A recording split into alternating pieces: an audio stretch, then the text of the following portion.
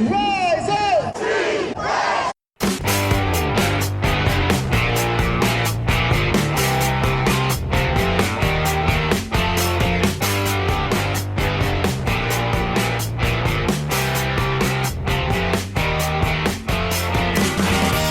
This is the Rise Up See Red podcast, all about the Arizona Cardinals and the NFL, featuring insider and outsider perspectives. Enjoy the best hour of Cardinals talk on the web. Now here are your hosts, Jess Root and Seth Cox.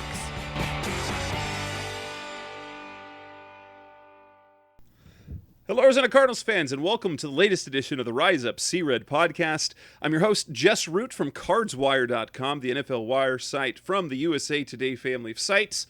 Seth Cox, my co-host, is on the line with me, as is typically the case.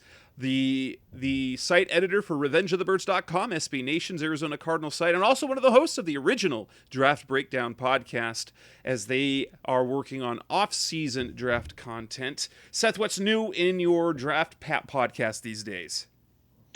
Not much. We took a look at the Julio Jones trade and the Aaron Rodgers non-trade, and discussed that and how it didn't make sense for the Falcons to trade Julio Jones after the draft. Why not go in playing with your full deck of whatever you're going to have before you make that decision? And then, the Aaron Rodgers thing, people are saying, oh, that's an indictment of Jordan Love and that he stinks and that they're regretting the pick. And I'm like, well, maybe it's an indictment of the fact that Aaron Rodgers literally just won the MVP of the league and they don't want to trade the MVP of the league right now, even if there were, issues within the organization. So that's what we talked about on the free show. And then on the Patreon, we had a great episode to discuss the top college programs and coming into this year and players to know, Heisman hopefuls, and then some incoming freshmen to know. Went way deep in the in terms of trying to figure out who could be the next, Kyler Murray, who could be the next Zaven Collins or Isaiah Simmons. So looking down the road at 18-year-olds and how they're going to play out. So it was a lot of fun. And we'll, be doing that every week. Maybe not a free show every week, but if you're a patron for $2 a month, you can get the extra show. That's, like I said, a lot of fun. So, and we are on episode 308 of the Rise Up See Red podcast, best hour of Cardinals talk on the web, and we took a little time off, but we're back because OTAs have wrapped up and mandatory minicamp kicked off on Tuesday. And a couple of topics that we need to get into, and that's first and foremost, Chandler Jones is kind of holding out. So we're going to talk about Chandler Jones, Jordan Hicks, their absence from minicamp. We will delve into the Julio Jones trade and how it affects the Cardinals, since the Cardinals will face Jones and the Tennessee Titans in their season opener on the road. We'll talk about as well whether the Cardinals will regret not going after him, and then talk a little bit more about the players on the Cardinals roster we want to see make a big jump this offseason, as we have minicamp wrapping up by the end of the week and then training camp a few weeks away. So let's go ahead and get started. Seth, this is, quietly, it has not quite made national noise, but the Cardinals did not have on the practice field either Jordan Hicks or Chandler Jones. And Jordan Hicks is a mile. Now, last week, neither of them were in voluntary OTAs, and reasonably understandable. They were voluntary, for one. Jordan Hicks has been given permission to seek a trade for another team onto another team, since Zaven Collins, the Cardinals' first-round pick, has all been anointed as their starter, basically. And so it would make sense why he wouldn't be at the voluntary part. He still is not in camp. Chandler Jones is in the final year of his deal. There haven't been any real reports of any contract negotiations And he was at the facility, so he reported for Media Day on Monday. Pictures were taken, so you can clearly see he intends on being the team. But he was not on the practice field. I can only assume he was in the facility for the other parts and things that they had during minicamp. But we officially have a sort of holdout. The first holdout that the Cardinals have had since David Johnson in 2018, which led to his eventual contract extension. Let's talk about Jones first. How concerned are you about this situation? Not really. The reality is, for those that don't understand the way contracts work,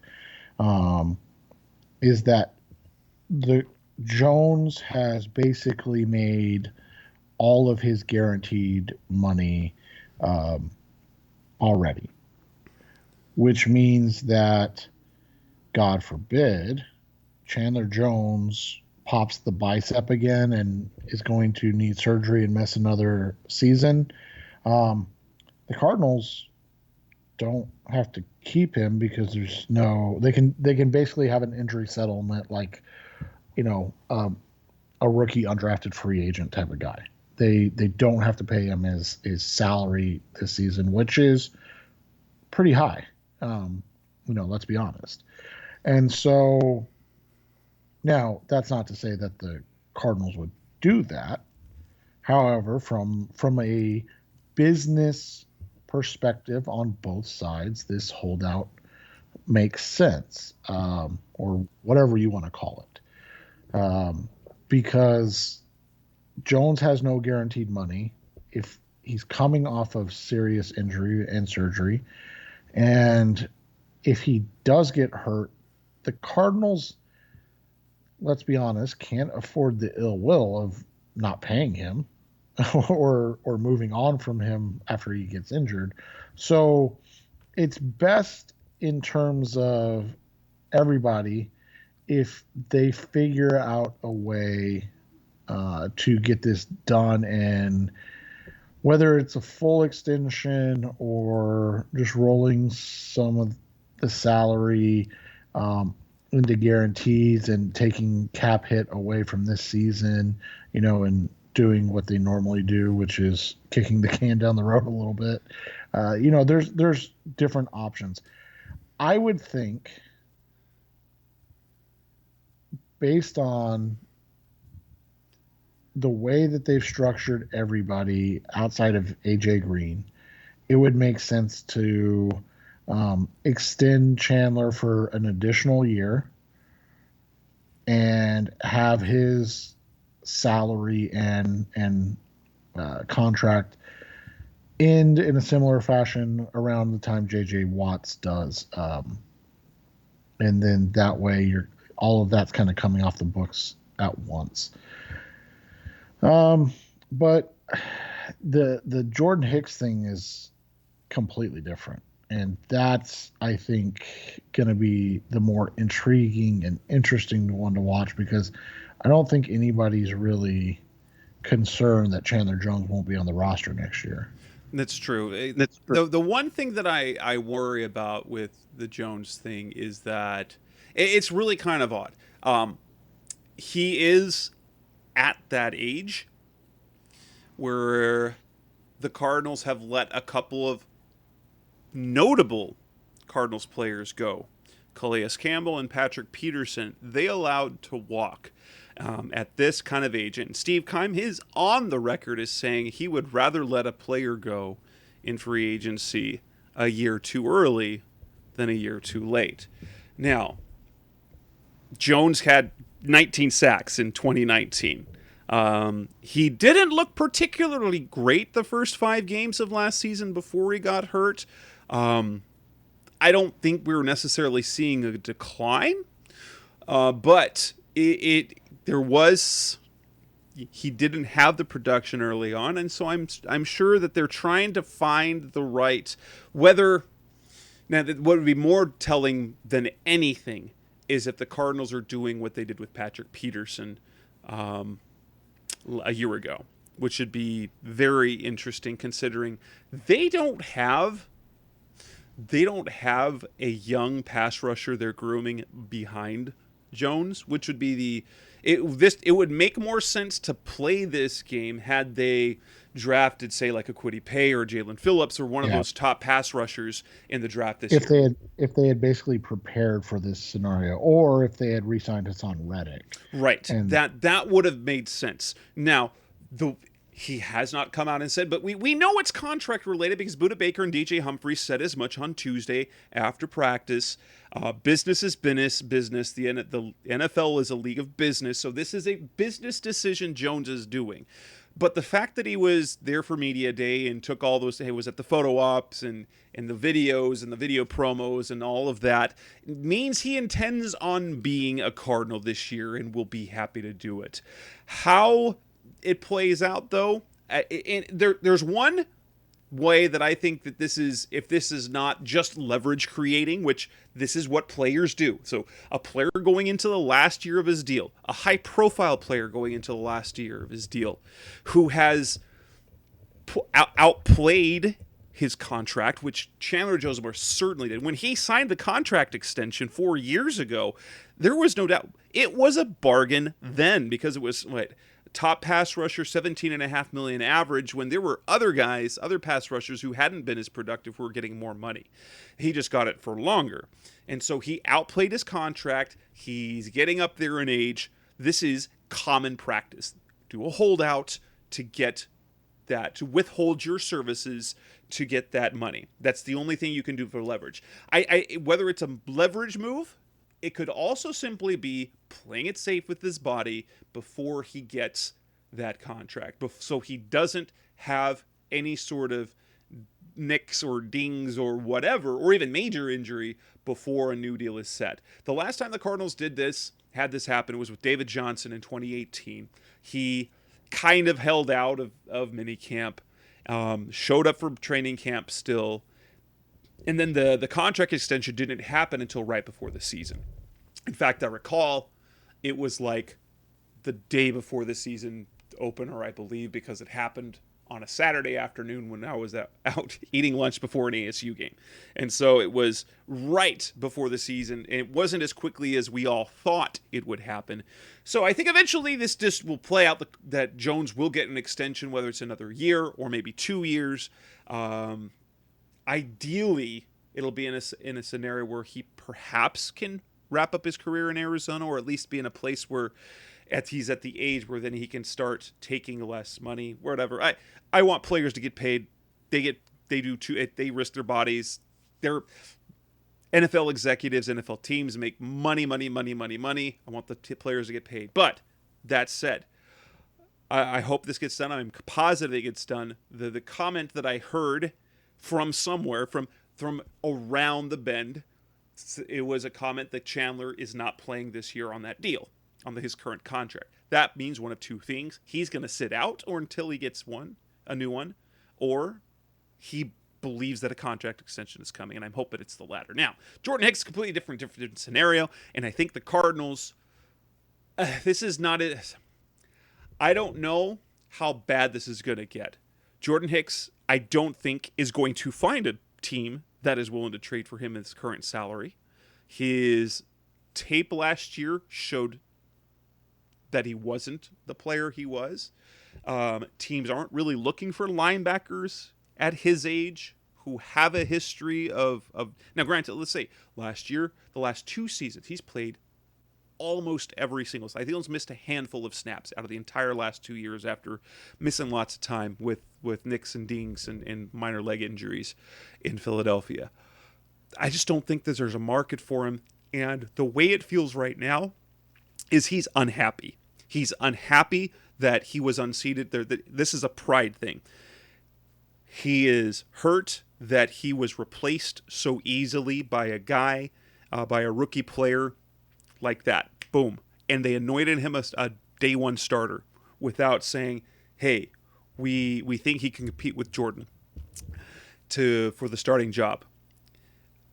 I'm hoping ultimately that he has a reality check and he comes to grips with what the reality is of who he is in the NFL now, and that he will then happily and willingly take his role on the bench as a substitute and still a leader in the locker room, because if they have to trade or release him based on the depth that they have, it is super risky because, and I wrote an article about this a while back, the total number of defensive snaps played by the entire linebacker room outside of Jordan Hicks equals 1 year of Jordan Hicks of experience, which worries me because, great, I hope Isaiah Simmons and Zaven Collins becomes the Bobby Wagner and KJ Wright for the NFC West for the next decade.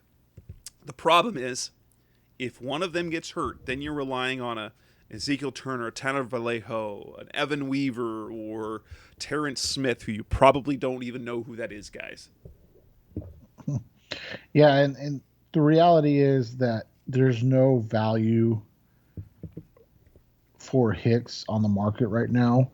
Nobody wants a older linebacker that is making plays 7-8 yards down the field, even at the cost that he would be, which is at a reduced cost after he took a pay cut. The reason I say it in that manner is because injuries in training camp in the preseason will make a veteran Jordan Hicks more valuable to a number of teams, including the Arizona Cardinals. So, I mean, I think that's just kind of where it's at right now. It's unfortunate that it ended this way, or got to this point, I guess is the easiest way to put it, with Hicks. But it's also the reality of the NFL. Like, you have to be willing to understand that you're going to get replaced eventually, unless you're everybody gets replaced. And I mean, like, heck, they're even maybe replacing Aaron Rodgers, last year's MVP, which is crazy. Right. And so I get the pride thing, but the reality is a team paid you a lot of money. Your performance realistically wasn't worth what you were paid. That's not your fault. That's the team's fault. They're the ones that offered to do the contract. They decided to ask you for a pay reduction, and I think honestly, if I'm being realistic, that's where their mistake was. They should have just waited till post draft and cut him if it got to this point. But the reality was that they wanted to make sure that either Zaven Collins or Micah Parsons were on the board and they could pull the trigger before they just got rid of Jordan Hicks, but they also needed the money. Yeah, and that's the thing that's really unfortunate, because I think it was the combination of both things. Like, he did the team a favor. Now, granted, they might have cut him, but he gave up money this year for the good of the team, and then they drafted his replacement and took his starting job away. And It was two different things that happened. And so I can totally understand where he's coming from right now. Yeah, I definitely do. But you also have to look at it as the cutthroat business it is. And that's what the Cardinals are looking at right now. And, they believe, right or wrong, they believe going with Zaven Collins and Isaiah Simmons is the way to go. I think you and I were, even when we started discussing Zaven, I think you and I assumed that was going to be... It'll be a transition. A transitional player, not a guy that they would expect to play ideally over 1,000 snaps in year one. And so that's going to make things difficult. Absolutely. Coming up next on Rise Up See Red podcast, the best hour of Cardinals talk on the web, we're going to talk about the Julio Jones trade. Even though the Cardinals didn't get him, it's going to affect the Cardinals because they will face him in week 1. What does that mean for the Cardinals defense? What does that mean for the chances of beating the Titans in the season opener? That's coming next on Rise Up See Red. We're back on the Rise Up Sea Red podcast, the best hour of Cardinals talk on the web. The Julio Jones trade went down. Now, I know the Cardinals were sort of in the mix thanks to DeAndre Hopkins, and we'll get more into that in a few minutes. But he lands with the Tennessee Titans, giving them a really intriguing offensive pairing. So you've got A.J. Brown, you've got Julio Jones, you've got Derrick Henry, and a quarterback in Ryan Tannehill, who, after being disappointing in Miami, has turned into one of the more underratedly effective and productive quarterbacks in the NFL. The Cardinals will face them in week 1. And they're going to face them with a cornerback group that we don't know how it's going to play out yet. How they're going to match up, who's going to be the starters. If it's going to be Malcolm Butler, Byron Murphy plus Robert Alford, if it's going to be Robert Alford, Byron Murphy, and then adding Malcolm Butler, if Darqueze Dennard, whom they just signed this last week, is going to be in that mix as well. It's going to be interesting to see how different do you see that? How differently do you see that week 1 matchup with Julio Jones as opposed to before? You know, I thought they could win week 1. I still think they can win because it makes the Titans offense better. And I didn't expect the Cardinals defense to be necessarily putting up crazy stops at this point or at that point in the season yet anyways. But it just means that they're going to need more from their offense. And that's going to be, I think that's going to be the question mark is, can they keep up with a Titans offense that looks like it can be one of the better offenses and more complete offenses in the NFL? It's interesting for me in terms of actually what I find super intriguing is the betting perspective, the odds perspective, because normally what you see when you add a player of that caliber, you'd see a difference in Super Bowl odds and whatnot. And I will tell you this, that, okay, so there has been a little movement now. When the Julio Jones trade first went down, and I'll talk a little gambling terms for those. So the Cardinals, and so the Titans opened as 2.5 point favorites, which is at home. A home team, generally speaking, starts out with a 3-point advantage. And so a 2.5 points basically makes it they're considered even, maybe a little bit to the Cardinals. There's a little bit of uncertainty about the Titans. They were on the money line. So the money line, if you bet for a straight up winner, the money line is different. And usually there's more money involved with the spread both ways.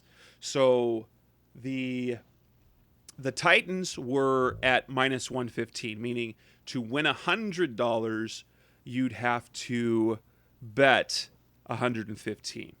That line moved slightly to minus 120. So essentially, the addition of Julio Jones didn't change the point spread initially, and just made it ever so slightly more likely that the Titans would beat the Cardinals. Now, pulling up the odds right now, the line has now moved to minus 155.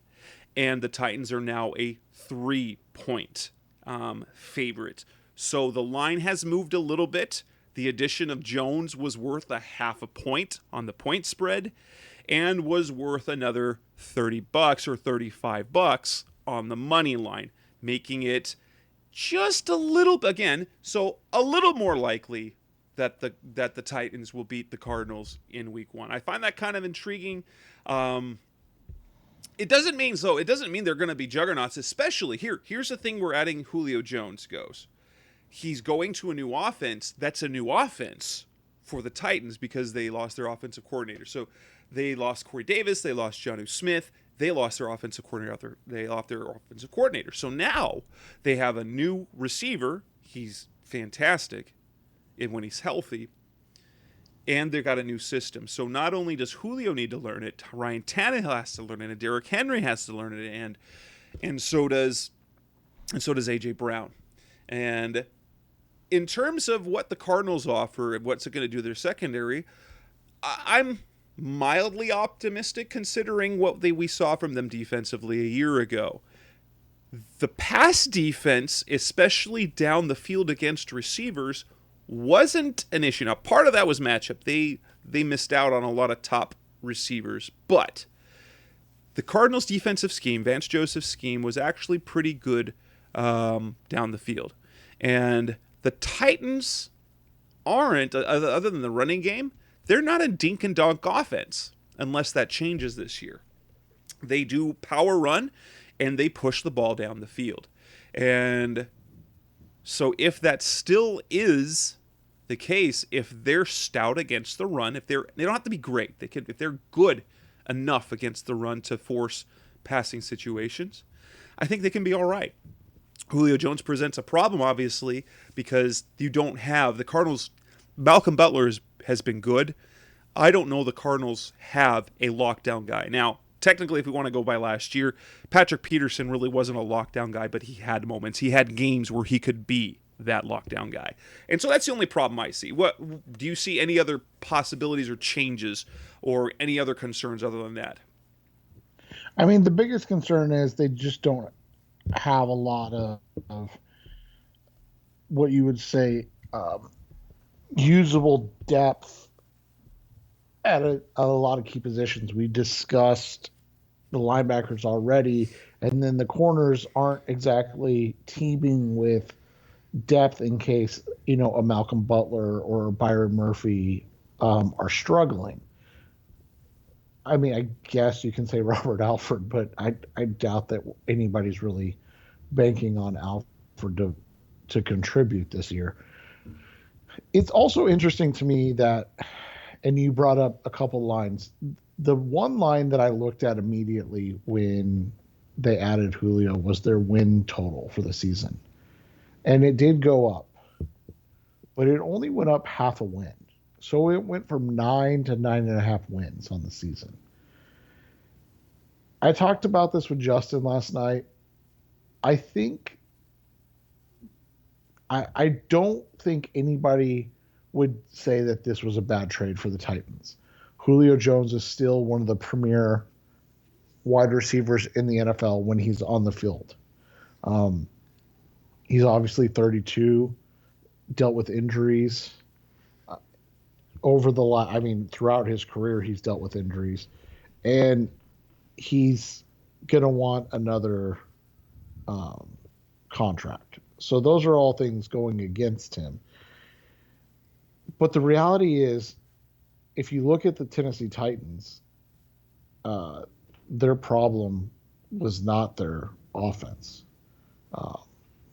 Their problem has been their defense is continuing to, I don't want to say get worse, but their defense has taken steps back since they were kind of dominant in, I think it was 2019 when they were, or maybe it was even 2018 when they were really good. They were third in points in 2018. In 2019, they were 12th in points against. And then last year in 2020, they were 24th. And I don't think you're beating the Kansas City Chiefs in the AFC in a shootout. Tampa Bay showed the way you have to beat the Chiefs. So I just don't know if this does anything other than maybe make them the favorites in the AFC South. Which they already were, right? I think Indy was technically the favorite. But, yeah, I mean, this would be akin to, the Cardinals making a move to be the best team in the NFC West, as opposed to being, making a move to be competitive against the Green Bay Packers and Tampa Bay Buccaneers, right? Like if you're Tennessee, you're already, like you said, you're kind of the top of the AFC South. The moves you make should dictate it and be about competing now to win the AFC Championship. I'm not sure that this move does that. Maybe it helps them beat the Arizona Cardinals in week 1, and maybe that down the road gives them home field advantage or something. I just don't know if it does anything for the long-term outlook of the team. Coming next on the Rise Up See Red podcast, the best hour of Cardinals talk on the web. Let's talk more about Julio Jones and the fact that the Cardinals never made any serious move to get him. Will they regret that? Should they have done that? And why didn't they do that? That's coming up next on Rise Up See Red. We're back on the Rise Up See Red podcast, the best hour of Cardinals talk on the web. And so the report came out. Granted, we knew early on that the Cardinals could be in the mix, thanks to DeAndre Hopkins and a couple of tweets of his where he made it known he would redo his deal to make room for Julio Jones. He then posted a picture about reminding the world about a conversation we didn't know existed, but there was a conversation between him, AJ Green, and Julio Jones about what if we played together. That fueled a little bit of a fire. However, thanks to SI.com's Albert Breer, we learned that while everyone in the NFC West talked to the Falcons, no one made a serious offer. That includes the Cardinals, of course, which means they inquired, and if they made an offer, it was probably something laughable, like, "Hey, we'll swap fourths for him next year or whatnot. We'll trade our projected condition, our compensatory fifth for Jones." Because here's the thing. I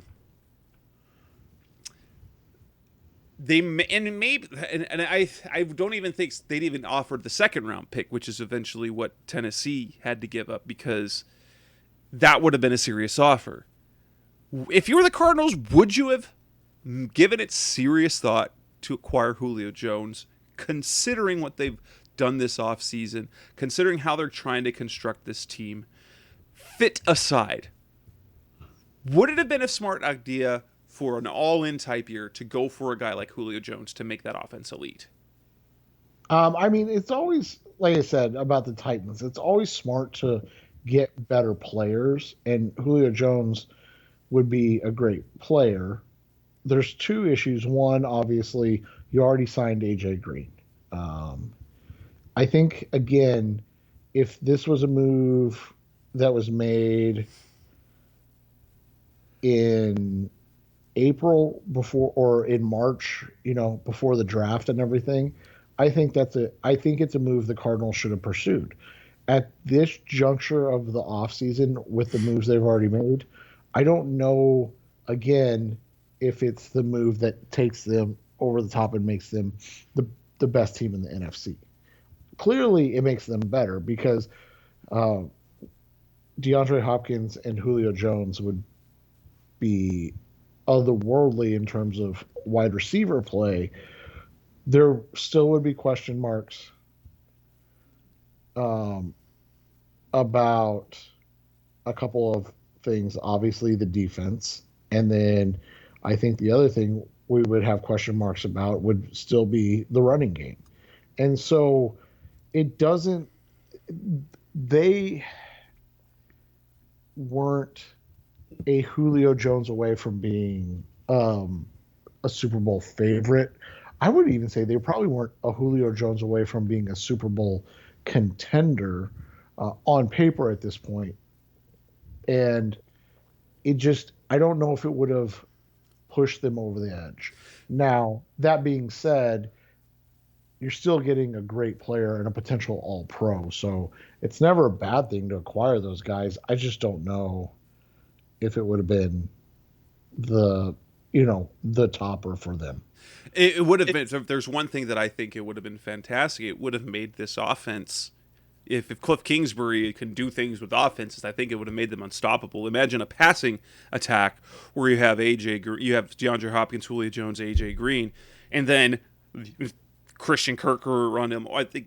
I don't think there is a team in the league. Now you have to make it work schematically because honestly, all three of those receivers are traditionally X on their team. Now AJ is going to be a Z. He's going to be the opposite. And I wrote an article about this, is that Hopkins, to be honest, DeAndre Hopkins played, when he was in Houston in the last couple of years there, he played 1/4 of his routes were run out of the slot. He could obviously do it. So you could still leave Julio outside. And honestly, Julio and AJ Green both have run a good share of their routes out of the slot. Now that's different than being a slot receiver, but I if you have those three guys on that team, because of the relationship they all have, I think egos aside, I don't think the egos would be a problem because you basically have a Pro Bowl offense on one team. I don't think there's a team equipped to do that. And if you wanted to really get something out of that passing game, I would have said, heck yeah, go all in. Now, the financials become an issue because you weren't just trading for Julio Jones and his contract. You were trading for Julio Jones with the understanding that you're going to pay him more money, just like when they traded for DeAndre Hopkins. Now, there was the other thing. Getting Julio Jones for a second-round pick was never going to happen unless it was an AFC team. The Falcons were not intent on trading him anywhere in the NFC, and so if the Cardinals were serious, it wouldn't have taken more than a second. It would have cost them a first or a second and a player, as opposed to a second and a swap of picks next year. Well, and again, it goes back to how much can you invest in one position? I'm a big Julio Jones fan, but again, I think it's something that would have had to have been done probably before they signed AJ Green. Definitely before they drafted Rondell Moore. I mean, at that point, if you trade, let's say you trade a 2 next year and a 2 and a 3 next year. We'll just throw out numbers for Julio. You've invested this offseason $6 million in a 32-year-old AJ Green.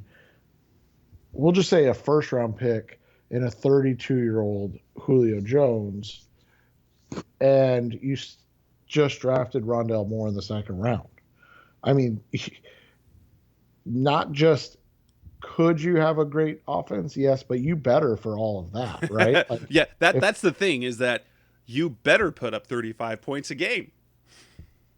Yeah, and so I am of the opinion that any Julio game or any Julio addition, I truly believe would have had to have happened before free agency and the draft. So you knew how to go about building your team from there, because I just don't think you can invest any more in the position this year. Obviously, if Christian Kirk leaves and you move on from Andy Isabella next offseason, and then obviously AJ Green doesn't re-sign, okay, yeah, go ahead and trade for a Julio Jones or draft somebody. But it makes it tough to continue to invest in the position. Coming up next on the Rise Up C-Red podcast, the best hour of Cardinals talk on the web, we will wrap it up and we will talk about, we'll go back to the Cardinals roster. They're in minicamp. We're going to talk about, who are the players that we would like to see make a leap this coming year. This topic will come back up again, but let's talk a little bit about now. That's coming next on Rise Up C-Red. We're back on the Rise Up C-Red podcast, the best hour of Cardinals talk on the web. Players that need to make a leap this year. This can be starters. This could be young players who are the players that as we're looking at? I'm kind of thinking more of a minicamp mentality, and so for me, I'm thinking young players, and there's two players in particular who really need to show out, not only minicamp but especially training camp. So their names are going to come up again. That would be their last two draft picks of last year, and Evan Weaver and Benjamin. Evan Weaver didn't make the roster. Benjamin didn't dress a single game, and they were hurt by a lack of preseason. They're going to get plenty of reps this year, plenty of snaps in the preseason. But I think even right now in minicamp, they've got to show something. I know is going to have to be a core special teams player, and so he's got to make strides in his special teams drills. And then Evan Weaver has got to show something as well, because it's going to be interesting to see where they see him, because of the lack of experience they have behind in the lineup. It would be hard to keep him on the roster. Yeah, and both those guys are going to be important. I think they really need to see something from Zach Allen this year. Health being part of it.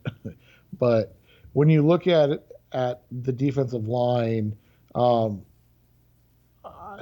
could really say they need to see something from all of their draft picks the last 2 years, between Zach Allen, Lecky Fotu, and Rashard Lawrence. But Allen especially, he was supposed to be kind of the guy on the defensive line, right? Like, he was supposed to be the guy that came in, was a game wrecker. The hustler, the hard worker that needed to learn the speed and the position a little bit in year one. Well, then he, gets hurt, loses basically his entire rookie season because he got hurt, I think, in the third game. It was either the second or third game, but, and was done. And then you get year two where he just, again, struggles with injury. When he's out on the field, he hasn't been bad. And there was even a game last year where he was fantastic. But that's, I think, what you've been waiting and expecting from him, to kind of play at a consistent level, at that level consistently for a season, and to give the Cardinals something that they've needed alongside now the newly acquired JJ Watt. And then I think the other guy for me, and he's not a young player pick, but I think they need George Phillips to step up. I think Phillips has to play up to his contract, because the one thing that we've talked about over the last couple of years with Steve Keim, and we just kind of opened the show with it, is veterans that have struggled to live up to their contracts when they've been paid. And that's why, you look at Jordan Hicks and now Jordan Phillips. They need those guys to hit, really importantly, because as we said, that we are expecting the offense to continue to grow and become, a top 10 offense. The defense has to take that final step and become, a defense that gives you a chance every game. I'm also looking at some key starters. In fact, Chase Edmonds, he needs to be better. Yeah. That's going to be a massive one. And I would say also whoever. It's hard right now. But Byron Murphy and Isaiah Simmons. Those are guys that they're counting on. Those are the two young. Well, we knew going into the offseason there were two young guys they were leaning on. They filled the team with a bunch of veterans with experience, and yet Byron Murphy and Isaiah Simmons were the guys they left. That's your spot, and so Murphy and he looks different this year. I think he's ready to take the next step. He's got to stay healthy. He's got to stay consistent. But he's the one. He could become their number one corner. He's not going to be their follower receiver corner, but their top guy where he can play inside or outside and be their best player. Yeah, and I think that's important caveat. They don't need him to be all-pro Patrick Peterson, but if he can be a Malcolm Butler type of corner, they don't need him to be Stephon Gilmore. They don't need him to be, like you said, that guy that follows everywhere. But if he could be end of Seattle Richard Sherman type, or even San Francisco Richard Sherman type, I think you've got a really solid player there that becomes an important one. Another guy, or I guess guys, that you're looking at are going to be at that right guard spot, with the theory that you've got obviously an improving and very improved DJ Humphries. You have the steady veteran Justin Pugh. You've got the massively upgraded center position with Rodney Hudson. And then again, a steady veteran in Kelvin Beachum, who they liked so much, they thought so much about, that they brought him back for a second go-round. That right guard, somebody has to step up and be the player there. We've talked about it with Justin Murray and Josh Jones. I'm not going to say it's a bad thing if Brian Winters wins that position, but I will say that two young guys that could have stepped up missed the opportunity to do so. Right. There honestly, there's a lot of players that we want to see take a leap this year. Kyler Murray himself could take another leap, but it's an interesting. But for me, like on the minicamp side of things, I was able to be there at practice on Tuesday. I'll be back on Thursday, just to kind of see. And now there's some things I can't report on because there's not much to see yet. One, I can't, and two, it's not like training camp, but there are some, for me, a couple of surprises as to how rotations are working right now and how they look so far, just the body language, their intensity.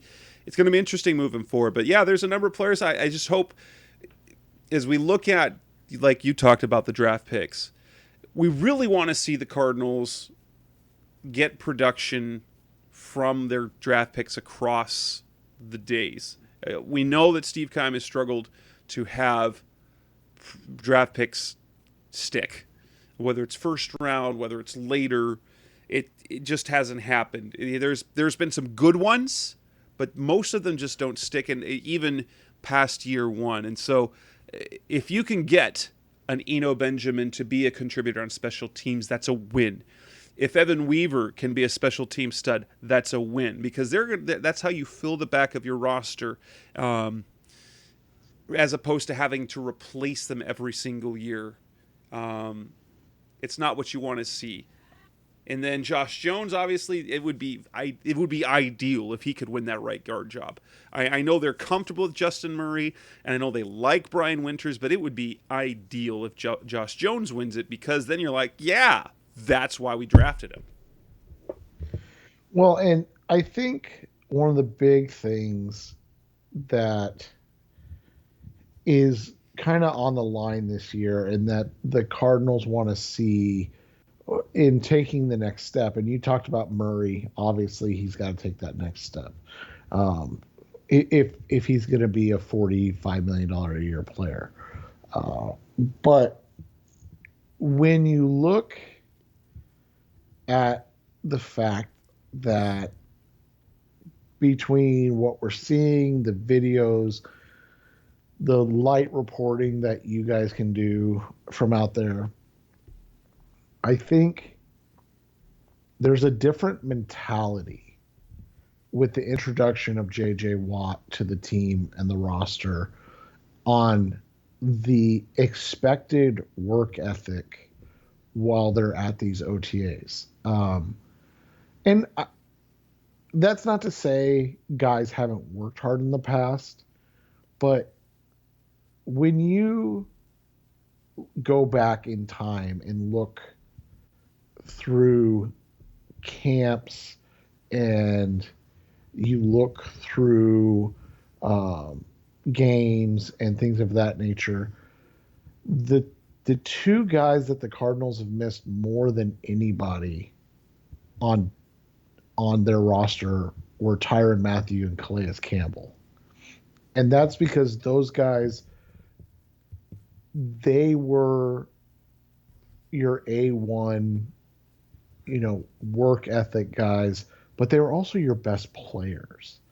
And guys like Fitz and Patrick Peterson, they're fantastic Hall of Fame type players, but they never really commanded or asked for the greatness from the other guys.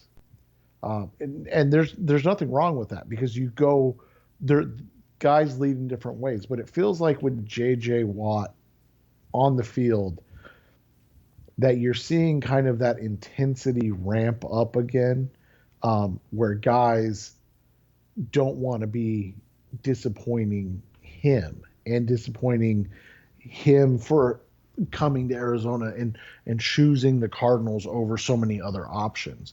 And so I think for me that says a lot because you're already seeing him kind of morph into the leader of this team, and he knows he might only have 1 or 2 years left to kind of give himself a chance to win that ring. And that's what you want. It's interesting because Patrick Peterson and Larry Fitzgerald were both leaders, but they were the low heat leader. They're almost the lead by example type. Yes. Like they're not. There wasn't an intensity around them. Like J.J. Watt walks by and they notice like the intensity level goes up because of the type of person he is. It's the same type of thing. If he's kind of a defensive version of Tom Brady, the difference being a quarterback does much more to elevate people around them. But Watt has just there's something about him that just elevates the intensity of the people around him. And I think that's going to be good for this team. You see Buddha's intensity in how he plays, but Buddha doesn't right now he inspires people around him, but they don't they don't want to disappoint Buddha, as opposed like with Watt, you're like, oh, I want to be like that, and they don't want to let him down. And that's the thing is you had those guys in Carson Palmer and Tyrann Mathieu and Calais Campbell when they were here, and now I feel like that's kind of been one of the missing things in the Kingsbury era is that they need and that's really never been Fitz. I mean, we've talked about it before. He's not the guy that takes the young guys under his wing and pushes them to be better. He's the guy that he expects you to work as hard as him based on what he's doing. And let's just be honest, there's not a lot of guys that are willing to put that effort in. and so, maybe that was silly by him to expect others to do that, but that's just how he was as a person. And I think, quite frankly, Kyler Murray is kind of the same way. Kyler is one of the hardest working guys I've ever covered in terms of his off-season work ethic and preparation and how he, gets himself ready. And his way of including others is doing the, things where he invites them to, to Dallas and pays for all of them to stay there and work out with him. But he's not the guy. He's not J.J. Watt who's going to yell at guys, or he might be this year. He might be this year. Because as a rookie, he couldn't do it. He didn't feel he could do it as a rookie. You started to see it last year, but more, you kind of saw annoyance when things didn't go right. I think this year is going to be different. I think he's found a comfort level where I think he might be that alpha as a quarterback that the Cardinals have lacked for a little bit. So we'll see. But I think having JJ around is going to, the two guys that's going to help the most in terms of how to lead are going to be Budda Baker and Kyler Murray. They're just going to see what it's like, because here's the thing, like, it's really hard, and you kind of brought it up with Tom Brady. It's really hard to be Tom Brady unless you have the cachet of Tom Brady, right? Like, unless you can hold up a fistful of rings. And so Budda, with his, another